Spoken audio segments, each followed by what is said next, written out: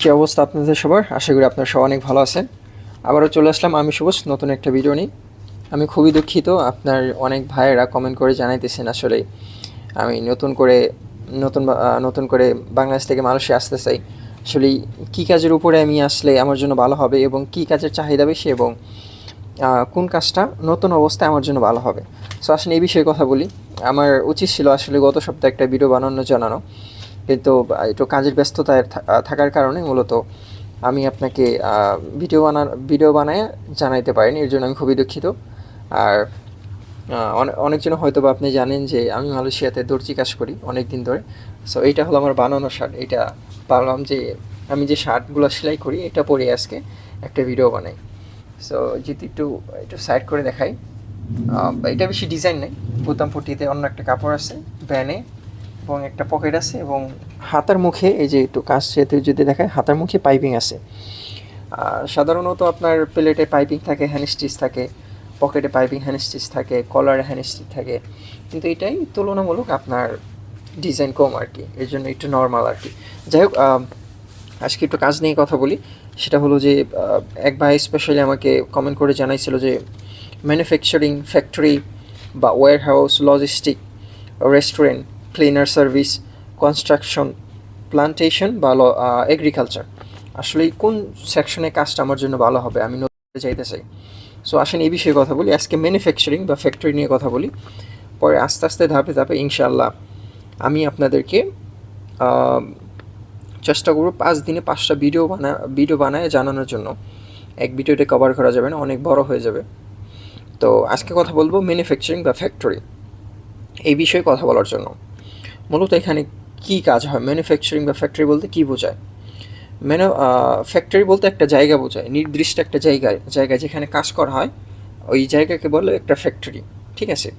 আর manufacturing বা যেই জায়গায়, ফ্যাক্টরির ভিতরে যেই জায়গায় আপনি কাজ করবেন বা যেখানে পণ্য তৈরি হয়, যেই জিনিসপাতিগুলো আপনি তৈরি করবেন ওইটাকেই বলে ম্যানুফ্যাকচারিং, ঠিক আছে?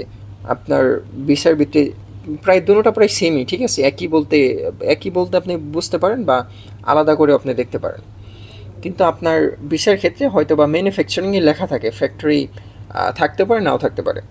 যাই হোক, এখানে মূলত আপনার কাজ হয় প্রোডাকশন বলতে কি বোঝায়, যে আপনি একটা পণ্য তৈরি করাকে, ধরেন ওখানে আপনার একটা বোতল তৈরি হয়, ওই বোতল তৈরি করার প্রসেসকে বলে প্রোডাকশন, মানে বোতল তৈরি করা। পরে প্যাকিং, আপনার প্যাকিং বলতে বোঝায় যে কোনো কিছু আপনার করা, একটা কার্টুনে প্যাকিং করা। আপনার ধরেন বোতল তৈরি হয়েছে একসাথে আপনার 20টা তৈরি হয়েছে, 50টা 100টা তৈরি হয়েছে। সো ওইটা প্যাকিং করে তো আরেক জায়গায় পাঠাইতে হবে না, সো ওখানে তো প্যাকিংয়ের কাজ হয় না, সো ওই প্যাকিংয়ের কাজ হয়। তারপর অ্যাসেম্বলিং, ধরেন আপনার সংক্ষেপে বোঝাই অ্যাসেম্বলিং বলতে কী বোঝায়, ধরেন একটা মোবাইল আর কি। সো মানে ম্যানুফ্যাকচারিং বা ওই মানে ফ্যাক্টরির ভিতরে এক জায়গায় একটা মোবাইল তৈরি হয়েছে। সো মোবাইল তো পার্ট তৈরি হয় না, ওটা তো আর সম্পূর্ণ মানে একসাথে মোবাইল তৈরি হয় না। ধরেন এক জায়গায় ব্যাটারি তৈরি হয়, এক জায়গায় আপনার ব্যাক কাভার তৈরি হয়, গ্লাস তৈরি হয়, পরে ছোটো ছোটো অংশ আলাদা আলাদা করে তৈরি হয়, তারপরে ওটা একত্র করতে হয়। ওই একত্র করাকে অ্যাসেম্বলিং বলে, মানে টুকরো টুকরো করে শুরুতে তৈরি করা, তারপরে জোড়া লাগে একটা পরিপূর্ণ একটা রূপ দেওয়া, ওইটাকে বলে অ্যাসেম্বলিং।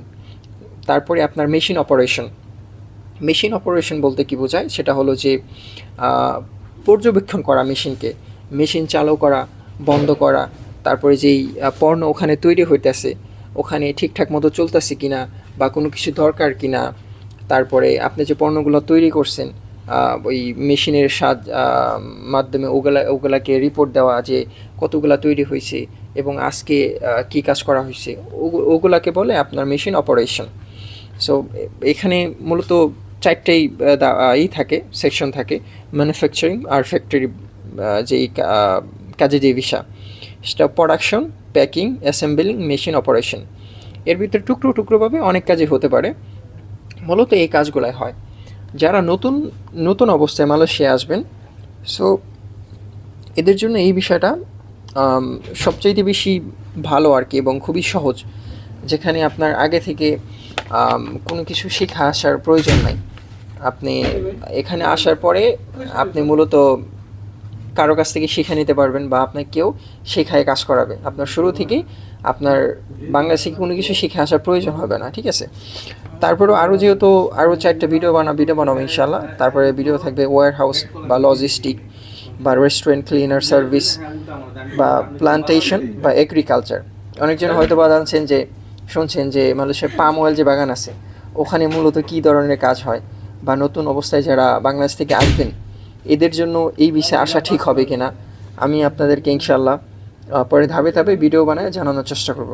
আজকে কথা বললাম ম্যানুফ্যাকচারিং ফ্যাক্টরি। আশা করি আপনারা বিষয়টা বুঝতে পারছেন এবং আমি বুঝাইতে পারছি। তারপরেও যদি এ বিষয়ে আপনাদের কোনো কনসার্ন থাকে বা কোনো কিছু যদি জানতে চান অবশ্যই কমেন্ট বক্সে কমেন্ট করে জানাইতে পারেন। আরও যদি কোনো কিছু জানার থাকে এই ম্যানুফ্যাকচারিং কাজের সম্বন্ধে, সো ইনশাল্লাহ দেখা হবে পরবর্তী ভিডিওতে। এ পর্যন্ত ভালো থাকুন, সুস্থ থাকুন, আল্লাহ হাফেজ।